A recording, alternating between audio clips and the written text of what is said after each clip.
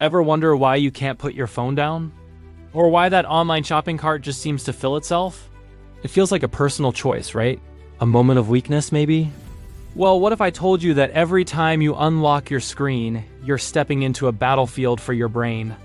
And the weapon of choice is a tiny molecule you've probably heard of: dopamine. This isn't a battle for your loyalty. It's a battle for your biology. Welcome to the dopamine economy, where your attention isn't just the product, it's the currency, and companies are masters at printing it. So, what is dopamine, really? It's often called the pleasure molecule, but that's not quite right. It's more like the motivation molecule. It's the brain's way of saying, hey, that was good. Do it again. Our brains release dopamine when we do things essential for survival, like eating or connecting with others. But here's the catch. Our ancient brains can to tell the difference between finding a berry bush and getting a notification on Instagram. A like, a share, a new follower, they all trigger that same little chemical rush. And companies know this. They've spent billions on neuroscience research to understand exactly what makes our brains tick. They're not just selling you a product. They're engineering an experience designed to hijack your brain's reward system. This isn't some accident. It's a strategy. Let's start with the most common culprit: social media. Think about your feed. It's an endless scroll, a bottomless pit of content. You never know what's coming next: a funny meme, a message from a friend, a political debate. This is what neuroscientists call a variable reward schedule. It's the exact same principle that makes slot machines in Las Vegas so addictive. You pull the lever, or in this case, you flick your thumb, not knowing what you'll get. That unpredictability is intoxicating.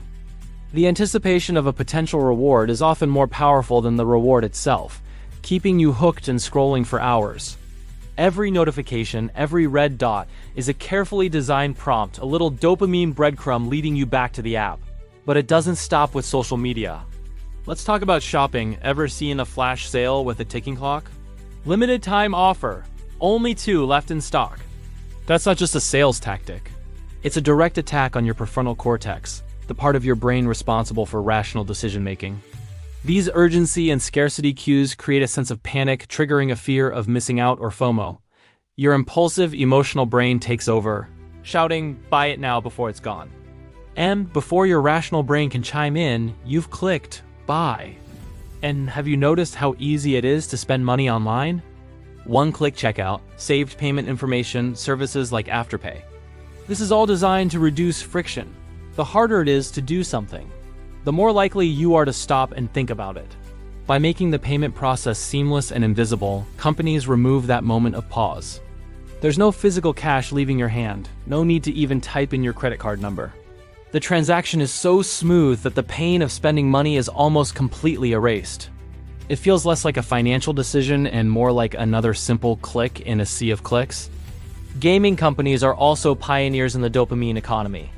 Loot boxes, daily login rewards, leveling up systems, these are all built on dopamine loops. You complete a task, you get a reward, you get a dopamine hit, and you're motivated to complete the next task. It creates a compulsive cycle that can be incredibly difficult to break. These games are designed to keep you playing, and often to keep you paying for small in-game advantages or cosmetic items. Even the world of finance is getting in on the act.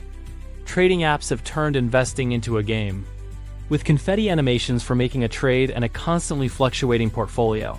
They mimic the variable rewards we see in social media and gaming. This gamification can encourage risky, emotional decisions instead of sound, long-term financial planning. You're not an investor. You're a player, chasing the next market high. Behind all of this are incredibly sophisticated algorithms. These aren't just simple programs. They are learning machines. They track every click, every scroll, every hover, and every purchase you make. They know what content makes you happy, what makes you angry, and what makes you anxious. They learn your emotional patterns and use that knowledge to serve you personalized ads and content at the precise moment you re most vulnerable. That ad for pizza that pops up after you've had a stressful day. That's not a coincidence. That's the algorithm sensing your emotional state and offering a quick, easy dopamine fix. So, it feels like we're trapped, right? Tricked into a system designed to exploit our own biology. It's a bit scary, but the good news is that awareness is the first step to taking back control. Once you see the puppet strings, you can learn to cut them. So how do we fight back? First, let's build some friction back into our lives. Turn off non-essential notifications. Those little red dots are designed to pull you in. If you don't see them, you won't feel the urge to check. Another great tip is to set your phone to grayscale. When you strip away the bright, stimulating colors, the apps become instantly less appealing. Your brain gets less of a reward from looking at them. When it comes to shopping, create barriers to impulse buying. Delete your saved payment information from websites. That simple act of having to get up and find your wallet gives your rational brain a few crucial seconds to ask, do I really need this? You can also implement a 24-hour rule. If you want to buy something non-essential, put it in your cart and wait a full day. More often than not, the initial urge will fade and you'll realize you didn't need it after all. It's also crucial to understand your personal triggers. When are you most likely to mindlessly scroll or shop? Is it when you're bored, stressed, or lonely? Once you identify these moments, you can find healthier alternatives. Feeling bored? Instead of reaching for your phone, pick up a book or go for a walk. Feeling stressed? Try a few minutes of meditation or call a friend. We need to consciously replace these engineered dopamine loops with real, meaningful activities that genuinely enrich our lives.